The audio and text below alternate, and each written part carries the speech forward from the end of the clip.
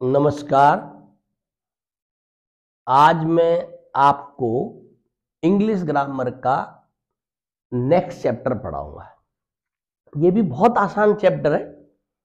देखिए, जो भी व्यक्ति ये सोच करके बैठेगा कि मुझे ये चीज सीखनी है, तो उसके लिए कोई भी चीज असंभव नहीं है। कोई भी काम जो उसने सोच लिया करना है वो होगा। ये है कि कुछ लोग उसको जल्दी कर लेते हैं, कुछ लोगों को उसमें समय लग सकता है। तो इसलिए दिमाग से बात निकाल दीजिए कि मैं नहीं कर सकता, मेरी समझ में नहीं आ रहा है, ऐसा कुछ नहीं है। तो लेट्स सी, हम जो पढ़ेंगे आज, ये पढ़ेंगे प्रेजेंट परफेक्ट टेंस। अभी तक मैंने आपको कौन कौन से टेंस पढ़ाए हैं? Present continuous, past continuous, simple present and simple past. 4 tenses I have taught you. 5th one is this present perfect, वर्तमान पूर्ण काल। देखिए, रूल इन दिस टेंस, इस टेंस में we use has as a helping verb. हम has का प्रयोग करते हैं हेल्पिंग वर्ब के रूप में, लेकिन किसके साथ करते हैं? देखिए, with third person singular number subjects. मैंने आपको पर्सन कराए थे ना, first person, second person, third person. Third person क्या होते हैं? He, she, it, name of a person, name of a place, Ram, Shyam, Mohan, Delhi, chair, table. ये थर्ड पर्सन सिंगुलर नंबर है। इन सब के साथ हैज का प्रयोग होगा। देखिए, in this tense we use has as a helping verb with third person singular number subjects. Subject अगर थर्ड पर्सन सिंगुलर नंबर है तो हैज का प्रयोग होगा। While have is used as a helping verb, जबकि हैव का प्रयोग helping verb के रूप में होता है with all other subjects. All other subject means third person singular number को छोड़ के बाकी जितने भी सब्जेक्ट हैं सबके साथ हैव का प्रयोग होगा। फर्स्ट पर्सन INV, हैव का प्रयोग होता है। सेकेंड पर्सन यू के साथ हैव का प्रयोग होगा। थर्ड पर्सन प्लूरल, सिंगुलर के साथ तो हैज का प्रयोग होगा, प्लूरल के साथ हैव का प्रयोग होगा। They have, Mohan and Sohan have, I have. अच्छा, आप देखो कितना सरल रूल बनाई। थर्ड पर्सन सिंगुलर नंबर के साथ लगाना है हैज और बाकी सबके साथ लगाना है हैव। अच्छा, बहुत से ग्रामर में या बहुत जगह ये कहते हैं कि भाई सिंगुलर के साथ हैज, प्लूरल के साथ हैव, तो फिर आई के साथ आप हैव क्यों लगाते हैं? आई तो सिंगुलर है। वहां पर सब कहते हैं तो अपवाद है। नो, रूल एक्चुअल ये है, अपवाद वगैरह कुछ नहीं। रूल ये है कि थर्ड पर्सन सिंगुलर नंबर के साथ हैज का प्रयोग होगा और बाकी सबके साथ हैव का प्रयोग होगा। इसलिए मैंने आपको first person, second person, third person शुरू में बताए थे। अब दूसरा rule, as a main verb third form is use, और मेन वर्ब के रूप में थर्ड फॉर्म का प्रयोग करते हैं। परफेक्ट टेंस जो होगा थर्ड फॉर्म का प्रयोग होगा। मैंने आपको एक टेबल बनाई थी ना शुरू में, डिस्ट्रीब्यूशन ऑफ मेन वर्ब। तो जितने भी परफेक्ट टेंस है, present perfect, past perfect and future perfect, सबके साथ वर्ब की थर्ड फॉर्म आएगी। पॉजिटिव सेंटेंसेस देखिए, शी हैज हेल्प्ड देम, वह उनकी मदद कर चुकी है। देखो, हिंदी मीडियम के अंत में, हिंदी सेंटेंस के अंत में चुका है, चुकी है, चुके हैं आता है। लेकिन एक बात ध्यान रखिए, अगर आप अंग्रेजी बोल रहे हैं और दिमाग में भी अंग्रेजी का ही आइडिया आ रहा है, जो भी विचार आ रहे हैं वो इंग्लिश में ही आ रहे हैं, और इंग्लिश ही आप बोल रहे हो तो समझ लो आपको इंग्लिश आती है। लेकिन अगर आप पहले विचार तो हिंदी में आ रहा है, फिर उसको ट्रांसलेट करके अंग्रेजी में बोल रहे हो, इसका मतलब आपको अभी अंग्रेजी नहीं आती है। इस बात का ध्यान रखिए। अभी आप हिंदी आती है ना आपको, तो हिंदी आती है तो आपके दिमाग में पहले जो विचार आता है वो तो हिंदी में आता है ना, या किसी और भाषा में आता है, फ्रेंच में या लैटिन में? नो, हिंदी में आता है, इसलिए आप हिंदी में बोलते हैं। तो कोशिश ये करो कि अगर अंग्रेजी आप बोल रहे हैं, अंग्रेजी सीख रहे हैं, तो मैक्सिमम अंग्रेजी में ही आपके दिमाग में सब कुछ है, उसी में आप बोलें। पर फिर भी देखिए, हमें तो सबको सिखाना है। जो हिंदी मीडियम वाला है उसने भी सीखना है, जिसकी इंग्लिश कमजोर है उसको भी सीखना है। तो इसलिए हिंदी के अंदर में चुका है, चुके, चुके हैं, ये शब्द ज्यादातर आते हैं। और उसका हम has, she third person singular number has आया, Mohan third person singular number has आया, I third person singular number नहीं है, ये फर्स्ट पर्सन है तो हैव आया, यू सेकंड पर्सन है तो हैव आया, और उसके बाद वर्ब की थर्ड फॉर्म आई। देखिए, I think there should not be any problem. अब आए आप negative sentences. She has not, हमने सीधे हैज के बाद नॉट लगा दिया। She has not helped them, वह उनकी मदद नहीं कर चुकी है। Mohan has not taught us, Mohan हमें नहीं पढ़ा चुका है। I have not done my work, मैं अपना कार्य नहीं कर चुका हूं। You have not played football, आप फुटबॉल नहीं खेल चुके हैं। यानी कि सीधे हैज और हैव के बाद नॉट लगाना। अब आया अब interrogative sentences. What is interrogative sentence? Helping verb subject से पहले आएगी हमेशा। हैज सी हेल्प्ड देम, क्या वह उनकी मदद कर चुकी है। Why has Mohan taught us, Mohan हमें क्यों पढ़ा चुका है। Have I done my work, क्या मैं अपना कार्य कर चुका हूं। When have you played football, आप फुटबॉल कब खेल चुके हैं। इंट्रोगेटिव नेगेटिव देखिए आप, हमेशा इंट्रोगेटिव नेगेटिव का मतलब होता है कि नॉट हमेशा सब्जेक्ट के बाद आएगा, इस बात का ध्यान रखना है। Has she not helped them, why has Mohan not taught us, Mohan हमें क्यों नहीं पढ़ा चुका है। When have you not played football, आप फुटबॉल क्यों नहीं कब नहीं खेल चुके हो। करेक्ट। तो this is interrogative negative sentences. अब कॉन्ट्रैक्टेड फॉर्म देखिए, हैज प्लस नॉट हैजेंट, और have plus not haven't. Hasn't she helped them, interrogative negative देखिए। What I told you, whenever we have interrogative negative sentences, no helping verb will come before the subject and not will come after the subject. Correct. लेकिन not subject से पहले एक ही स्थिति में आ सकता है, जब आप हेल्पिंग वर्ब और नॉट को एक साथ लिखेंगे। Has plus not hasn't, have plus not haven't.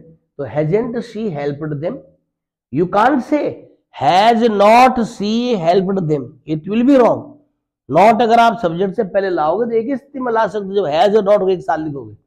Y hasn't Mohan taught us, Mohan हमें क्यों नहीं पढ़ा चुका है। Why haven't I helped them, मैं उनकी मदद क्यों नहीं कर चुका हूं। तो दिस कॉन्ट्रैक्टेड सेंटेंस में ऐसा होगा। अब आइए आप passive voice.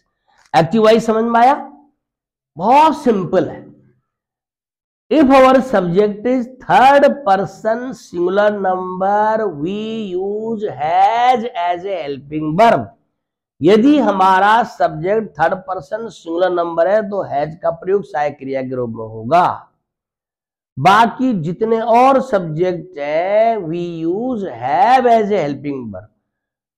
With all other subject we use have as a helping verb, और as a main verb third form of verb is used. This is present perfect tense. I think there should not be any problem. Now passive voice. पर I told you कि हम active voice passive voice दोनों पढ़ते हैं, तो जो अभी तक मैंने पढ़ा है वो एक्टिव वॉइस है और ये पैसिव वॉइस है। प्रेजेंट परफेक्ट टेंस की पैसिव वॉइस कैसे बनेगी देखो, रूल सेम है। Subject becomes object, object becomes subject. किसी भी वो the subject becomes object and object becomes subject. कहीं भी कोई भी पैसिव वॉइस बना ऐसा होगा ही होगा। इन पैसिव वॉइस इस वाले टेंस में वी यूज हैज और हैव। हैज और हैव एक्टिव वॉइस में प्रयोग होता है, पैसिव में भी हैज और हैव ही रहेगा। जैसे प्रेजेंट सिंपल टेंस में, पास्ट सिंपल टेंस मैंने बताया ना, डज और डू या डिड सब हट जाएगा, यहाँ पर नहीं हटेगा, यहाँ पे हैज और हैव रहेंगे रहेंगे, एक्टिव में भी और पैसिव में भी। उसके बाद बीन जुड़ेगा, बी की थर्ड फॉर्म बीन, और उसके बाद वर्ब की third form of main verb आएगी। पैसिव वॉइस में हमेशा वर्ब की थर्ड फॉर्म लगती है। तो क्या होगा इसमें, subject become object, object become subject, एक रूल ही हो गया। Second rule is we use has और हैव प्लस बीन और प्लस थर्ड फॉर्म। अब देखिए affirmative sentence, active voice, he has played chess, वह चेस खेल चुका है, शतरंज खेल चुका है। तो chess will now passive voice, chess will become subject chess. अब since chess is also third person singular number, he is also third person singular number, तो has will come. Chess has now been, form of verb be, been will come. Chess has been played by him, chess उसके द्वारा खेला जा चुका है। They have संग a song, वे गाना गा चुके हैं, और a song has been sung by them. अब हैज यहां पर है, यहां हैव था, हैव क्यों है, क्योंकि दे है, और ए सॉन्ग क्या है, थर्ड पर्सन सिंगुलर नंबर, इसलिए हैज आ जाएगा। ये भी आपको ध्यान रखना है, ऐसा नहीं होगा यहां हैव ही लगा दिया, नो, क्योंकि अब ए सॉन्ग्स जो ऑब्जेक्ट था वो सब्जेक्ट बन गया है, अब उसके अनुसार वर्ब लगेगी। A song has been sung by them, उनके द्वारा गाना गाया जा चुका है। Negative sentences, Mohan has not helped them, Mohan उनकी मदद नहीं कर चुका है। They have not been helped by Mohan, Mohan के साथ हैज लगा, लेकिन ये देम का दे होगा तो दे के साथ हैव लगेगा, देखो। और नॉट हैव और बीन के बीच में आएगा, देखिए correct. They have not been helped by Mohan, यानी कि मोहन के द्वारा उनकी मदद नहीं की जा चुकी है। Mohan and Sohan have not done their homework, Mohan and Sohan ने अपना होमवर्क नहीं कर चुके हैं, उन्होंने नहीं किया है।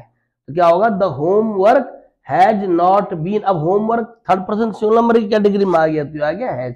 The homework has not been done by Mohan and Sohan. ये देखो सिंपल पैसिव वॉइस बन गई इसकी, देखो। अब आओ इंट्रोगेटिव सेंटेंसेस, हैव दे संग ए सॉन्ग, क्या वे गाना गा चुके हैं।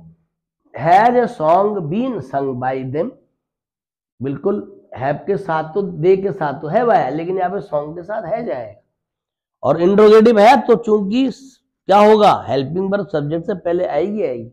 Has a song been sung by them. Why has she taught me, वह मुझे क्यों पढ़ा चुकी है। तो why have I been taught by her. अब यहाँ पर देखो हैव आई, क्योंकि हमारा सब्जेक्ट मी की जगह आई हो गया ना, देखो यहाँ पर तो सी था सब्जेक्ट, इसलिए हैज आया, लेकिन अब ये यहाँ पर सब्जेक्ट आई हो गया तो हैव आएगा। Why have I been taught by her, I think there should not be any problem. Yes. Interrogative negative sentences, why has she not sung a song, वह गाना क्यों नहीं गा चुका है। तो why has a song not been sung by her, गाना उसके द्वारा क्यों नहीं गाया जा चुका है। वाई हैवंट, अब देखो इसको नॉट हमने आगे लगा दिया, देखो ना, why haven't they played football, तो why hasn't football been played by them, यानी कि ये अब सब्जेक्ट हमारा फुटबॉल है, तो नॉट हम अगर पहले लाएंगे तो हैज और नॉट को एक साथ लिखेंगे, तब हैजेंट, अदरवाइज नॉट को आपको यहां लाना पड़ेगा। Correct. I think there should not be any problem. Thank you so much. तो ये आज का हमारा बहुत ही सिंपल प्रेजेंट परफेक्ट टेंस था। शॉर्ट में एक बार मैं समझ लूंगा, एक्टिव वॉइस समझा देता हूं। एक्टिव वॉइस में देखिए, we use has as a helping verb with third person singular number segment. Have is used as a helping verb with all other subjects, यानी कि थर्ड पर्सन सिंगुलर नंबर के साथ has का प्रयोग helping verb के रूप में होता है, और बाकी सभी सब्जेक्ट के साथ हैव का प्रयोग किया जाता है। As a main verb we use third form of main verb, यानी कि मेन वर्ब के रूप में हम वर्ब की थर्ड फॉर्म का प्रयोग करते हैं। I think there should not be any problem. In passive voice, subject becomes object, object becomes subject. Passive voice में सब्जेक्ट ऑब्जेक्ट, ऑब्जेक्ट सब्जेक्ट बन जाता है।